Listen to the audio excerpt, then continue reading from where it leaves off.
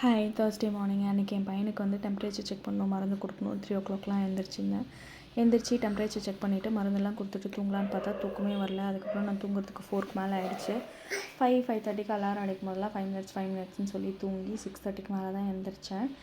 7க்குலாம் என் ஹஸ்பண்டுக்கு வந்து lunch and breakfast ready பண்ணணும். பட் 1/2 தான் இருக்குது அப்படின்றதுனால அன்றைக்கி வந்துட்டு ஆப்பம், குருமா அண்டு வெண்டைக்காய் பொரியல்லாம் பண்ணலான்னு பிளான் பண்ணியிருந்தேன். பட் 7க்குள்ளே எதுவுமே ரெடி ஆகலைன்றதுனால ஆப்பத்துக்கு அவருக்கு ஜஸ்ட் பால் மட்டும் ஊற்றி கொடுத்துட்டு சாதம் மட்டும் எடுத்துக்கிட்டாரு. மீதி வந்து கேன்டீனில் வாங்கிக்கிட்டேன்னு சொல்லிவிட்டு அவர் கிளம்பிட்டார்.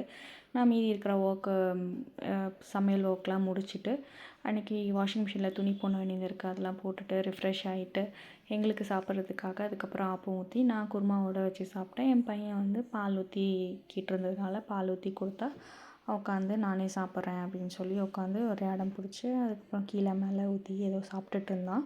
அப்புறம் என் ஆஃபீஸ் ஒர்க்குக்கு கண்டினியூ பண்ண ஆரம்பிச்சிட்டேன். ஹாப்பி